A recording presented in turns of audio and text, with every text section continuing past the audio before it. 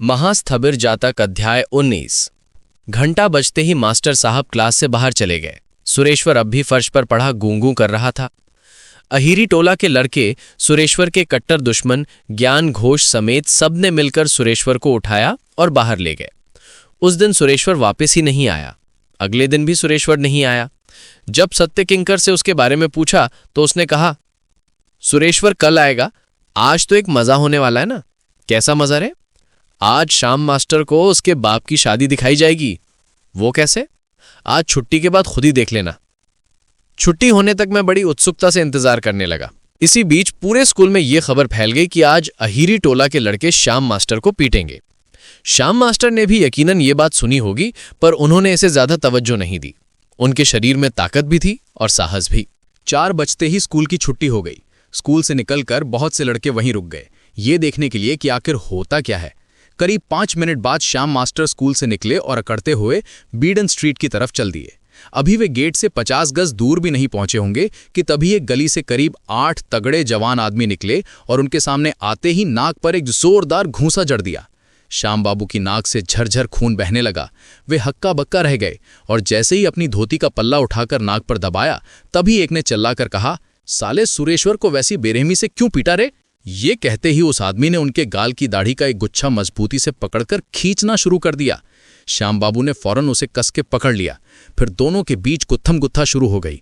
अचानक उस आदमी ने ऐसा कोई दांव यानी पेंच मारा कि श्याम बाबू का वो 3.25 मन का भारी भरकम शरीर हवा में कालाबाजी खाकर सड़क पर चित्त जा गिरा। इसके बाद उन सब ने मिलकर उन्हें अंधाधुंध पीटना शुरू कर दिया। खैर, उस असमान युद्ध का बहुत बारीक विवरण देने की जरूरत नहीं है। बस इतना कहना ही काफी होगा कि महज 15 मिनट के भीतर ही श्याम मास्टर की हालत ऐसी हो गई कि वे राम मास्टर बेहद लाचार और पस्त नजर आने लगे।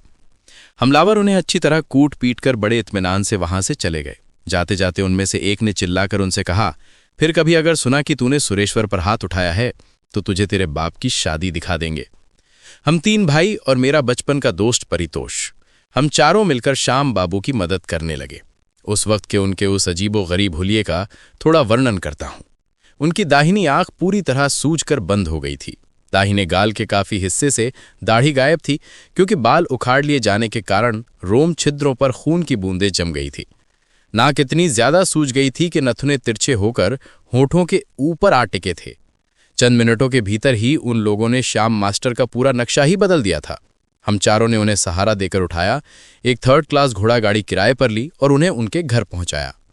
घर लौटते समय हम चारों ने एक सुर में सुरेश्वर की वाहवाही की और यही राय जताई, बिल्कुल सही हुआ। श्याम बाबू के हाथों बहराम पिटाई खाने के बाद सुरेश्वर का अभिनय के प्रति प्रेम छूटा या नहीं, अथवा सुरेश्वर के भेजे हुए लोगों के हाथों वो भयानक मार खाकर अभिनय के प्रति श्याम बाबू का अनुराग और बढ़ा या नहीं, ये तो मैं नहीं जानता। पर उस दिन तो यही लगा था और उस घटना के लगभग 40 साल बाद आज भी यही लगता है। सुरेश्वर ने बिल्कुल ठीक किया था। अगर वो खुद श्याम बाबू को पीटता या फिर जब उसके मोहल्ले के लड़के उन्हें कूट रहे थे उस समय कम से कम वो वहां मौजूद रहता, तो वो नज़ारा हर लिहाज से मुकम्मल सर्वांग सुंदर होता। घटनास्थल पर सुरेश्वर की गैर मौजूदगी ने उस वाकये की चमक थोड़ी फीकी कर दी थी। श्याम सुरेश्वर की इस कहानी का अगर शुरू से अंत तक विश्लेषण किया जाए तो बुरा नहीं होगा। श्याम बाबू और सुरेश्वर का रिश्ता गुरु शिष्य का था।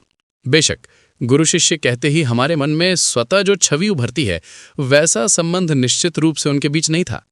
सुरेश्वर ना तो श्याम बाबू के घर पर रहता था और ना ही उनका अन्न खाता था। सुरेश्वर के सुख दुख या उसके भविष्य की कोई चिंता भी श्याम बाबू को यकीनन नहीं थी। सुरेश्वर एक ईसाई स्कूल में 1.5 रुपये महीना फीस देकर पढ़ता था और श्याम बाबू वहां 60 रुपये वेतन पाने वाले एक शिक्षक थे। उनके बीच गुरु शिष्य का ये सूक्ष्म संबंध मौजूद तो था, पर सुरेश्वर जिस कक्षा में पढ़ता था श्याम बाबू उसमें पढ़ाते तक नहीं थे। लिहाजा इस मामले में गुरु शिष्य के पारंपरिक संबंधों का तो सवाल ही पैदा नहीं होता। स्कूल के नियमों के मुताबिक अगर कोई छात्र सबक याद करके ना आता या शिक्षक के सवालों का जवाब ना दे पाता तो उसे सजा भुगतनी पड़ती थी। स्कूल की चहारदीवारी के भीतर या क्लास में किसी भी तरह की अशिष्टता करने पर छात्रों के लिए दंड का प्रावधान था। कुछ मामलों में तो अगर निचली कक्षा के छात्र स्कूल के बाहर भी सिगरेट पीते पकड़े जाते तो उन्हें स्कूल में सजा दी जाती थी और उनके अभिभावकों को इसकी सूचना दी जाती थी। भले ही लगभग हर शिक्षक खुद किसी न किसी तरह के धूम्रपान का आदी था, धूम्रपान करने को किसी पराई स्त्री के अपहरण या स्कूल की नज़र में अन्य पाप कर्मों जैसा नहीं माना जाता था। इसका सबसे बड़ा सबूत तो यही था कि स्कूल प्रशासन ने खुद शिक्षकों के धूम्रपान के लिए एक अलग कमरा तय कर रखा था। स्कूल के दंड विधान के दायरे में आने वाला ऐसा कोई भी अपराध सुरेश्वर ने नहीं किया था। सुरेश्वर हिंदू था और वो ईसाइयों के स्कूल में पढ़ता था। हिंदू या ईसाई किसी भी समुदाय के नीति शास्त्र में अभिनय एक्टिंग करने पर कोई पाबंदी नहीं है। सुरेश्वर नाटक करता है, ये बात उसके अभिभावक जानते थे। सिर्फ अभिभावक ही नहीं, उनका थिएटर क्लब मोहल्ले में ही था, यानी उसके पड़ोसी भी इस बात से वाकिफ थे। इस मामले में हम ये मान सकते हैं कि इस विषय पर उसके घर वालों की पूरी सहमति थी।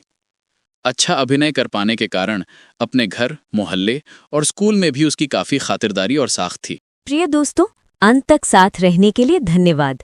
कृपया हमें प्रोत्साहित करने के लिए इस वीडियो को लाइक, शेयर और सब्सक्राइब करें। आपका सहयोग ही हमारी सबसे बड़ी प्रेरणा है। धन्यवाद।